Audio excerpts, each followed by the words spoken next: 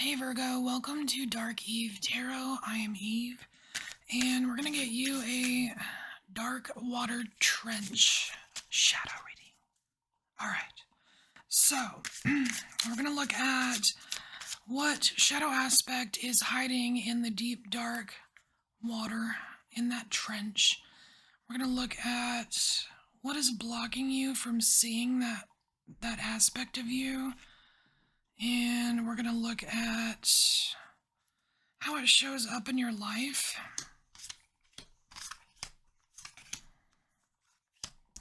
How it'll help you if you integrate it. And then what your next right action is. Then we'll get an oracle card for advice. So, what is this shadow aspect for Virgo? Knight of Pentacles. Dang it. Alright, sorry. That was a personal dang it. That was not for you. So we have the Knight of Coins here, and this is, well, it can be a couple things.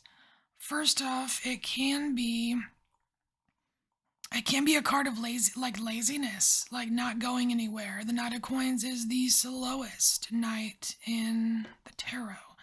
So it's like not going anywhere, not getting anywhere, being stagnant or stuck in a situation.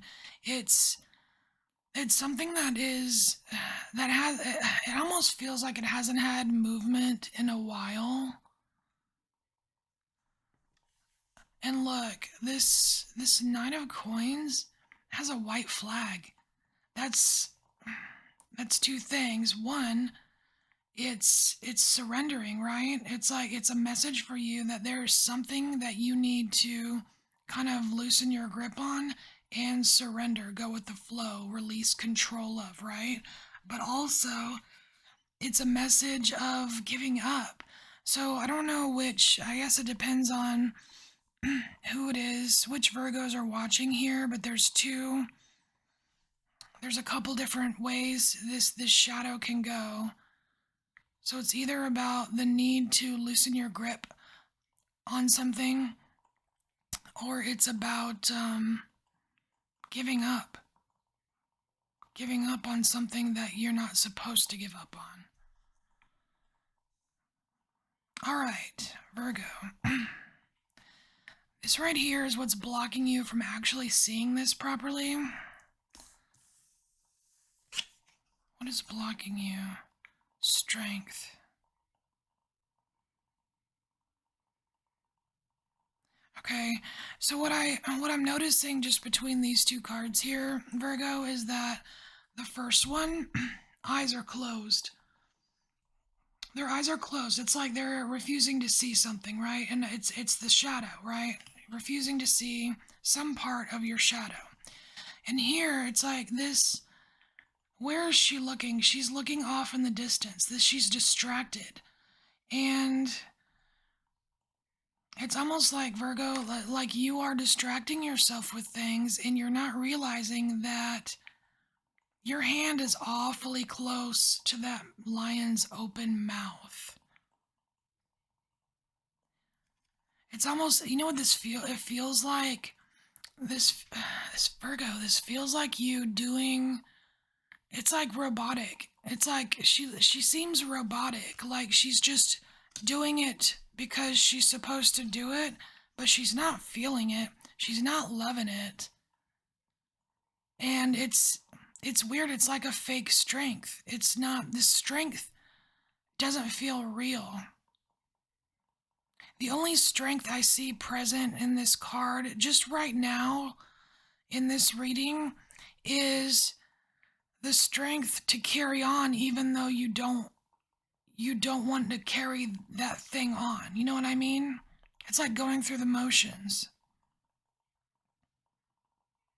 It's weird. It's like there's something inside of you that needs to expire, right? I'm not saying you.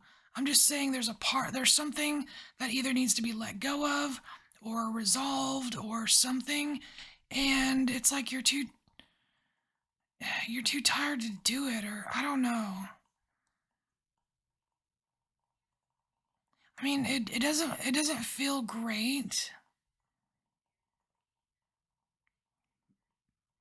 It doesn't feel great, but it's like you've got to pay attention, Virgo. You got to pay attention. It's like you're letting yourself being sucked into those routines, sucked into the day-to-day, sucked into the things you're supposed to do, like be a good girl or whatever, you know what I mean? Or could be a good boy and do this, because that's what you're supposed to do. And eventually, like it just becomes like this not ritual, but like a routine, and it zaps you of your strength. And if you keep acting like a little robot, you're gonna, something's gonna bite off your hand. Okay, it's not funny. I mean, it's pretty serious when you're in this, right? Okay, so let's look and see how does this shadow aspect actually show up in your life, so you can kind of identify it. So we have two of wands. Okay, well that makes sense because this is you wanting to go in a different direction. So there is, oh, that's so good. Okay, I'm getting goosebumps here, and that that is very reassuring. It's a very reassuring signal to me reading for you, Virgo, that you have this ability inside of you to see. I don't know. I mean, it could be an intuitive ability. I don't know. The sky is purple, so I don't know if it's day or night, really. But you have this ability to, it's like you know the right direction to take, right? And it's almost like here in this card, Virgo, with the eyes closed, it's almost like this Knight of Coins is, it's got like the eyes closed, meditating, like really trying to hone in on on their gut feeling, because Virgo rules the gut, and it's like trying to really tune into yourself so you can find that direction to go that takes you away from robot land. You know what I mean? Okay, so here, Virgo, this is, what is this? Oh, this is how it can help you to just integrate this shadow aspect. So how will it benefit you? Oh, nice. Okay, so this is cool. You have Five of Wands, and the traditional Five of Wands is one of my least favorite cards because I really don't like conflict that much in my life. And what's cool about this Five of Wands is that it's not a conflict card. It's it's bringing everything together. It's bringing all the pieces together, and it also talks about using it talks about using what you have, what's available to you. Like this, this pentagram here. The pentagram is just it's an ancient symbol of protection, really. If you strip it down, it's just a symbol of protection, okay? And what is it made of? It's made of like little twigs from nature. It's made from flower petals, some leaves. These are all things that are like readily available. They're out in the world, they're out in nature. They don't cost a lot of money. You can get them for free. You know what I mean? Just take a walk. So you have it's like the benefit here, Virgo, is that there's less worries. There's less worries here. If you can integrate this part of your shadow, I feel like you're gonna have a lot less to worry about, which is probably one of the best gifts you can give to a Virgo. Seriously. Okay, so this here, Virgo, is your next right action. This is the next step that you take. Okay, so this might be a tough one, but it's worth it. You have the Four of Cups here, and the Four of Cups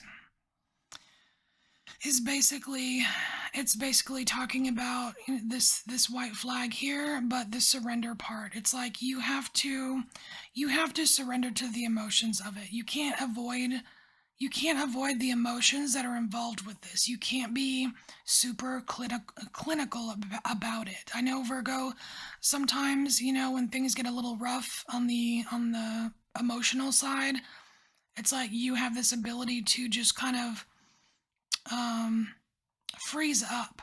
And I don't mean freeze up like, I don't know what to do, I'm frozen. I mean freeze up like, all right, well, I'm going to cut those emotions off so I can deal with this shit logically. You know what I mean?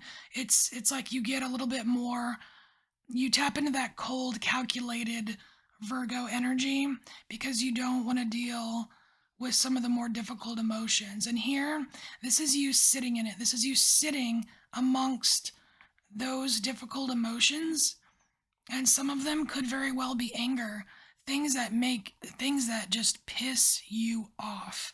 And like they make you so mad that I mean, they make you so angry you want to cry. You know what I mean? Because it's so hard to deal with that anger. Now, what's really cool is that I mean, you've got spirit handing you a new cup. So in order to get this new cup, it's like you just need to sit for a bit and allow yourself to feel the feelings.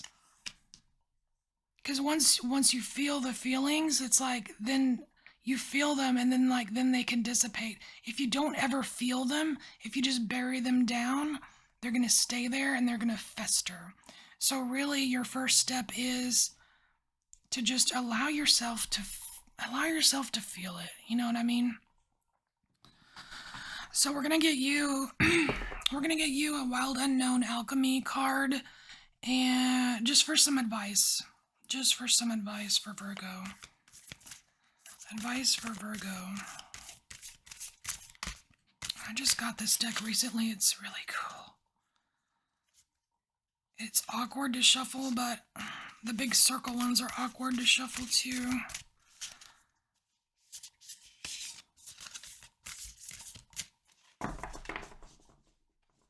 Alright. Virgo, let's pick your card. Oops, this one.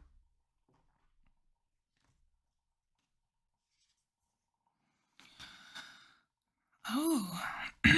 Alright, you have copper. So you have the copper card here, Virgo, and what's cool about copper is an excellent conductor. So we're gonna read the copper book. We're gonna get your advice. Copper. What is it? 1023.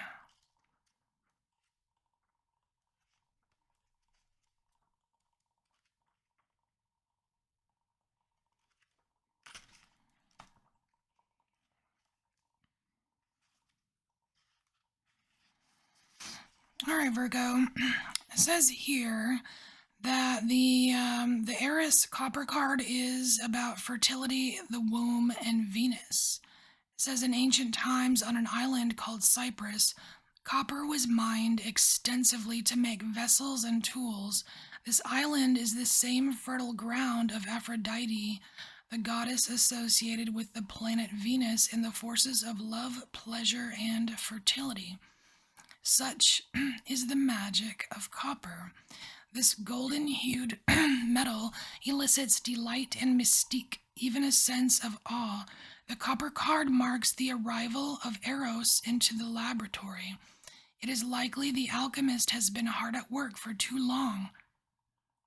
Oh, that's this right here.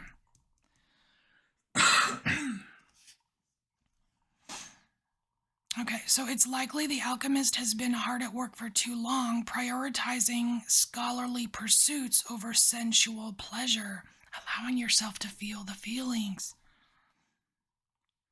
Get ready for a shift of priorities. Oh, and that's what this is. Very cool. For an awakening of the heart and the life-generating centers of the body. In the true alchemical experiment, nothing is excluded or separate from the work. Bring sensuality into the fold and embrace it with reverence and curiosity, and Aphrodite smiles upon you. And you know what's also very interesting, that there's a little sentence in the book underneath the paragraph about exploring the Statue of Liberty because it's the largest copper sculpture. It's like you're being asked to liberate yourself. to free yourself from this, whatever this stagnant part of you is, or whatever that, whatever you're trying to give up on, whatever part of yourself that you're trying to give up on. It's not about giving up on other people or giving up on situations. It's not about that. This is about you, Virgo. All right, Virgo, this is your message, and if it doesn't resonate at all, don't worry. Don't force it, to fit or whatever. But hopefully it helps somebody somehow. And I will see you later. Bye, Virgo.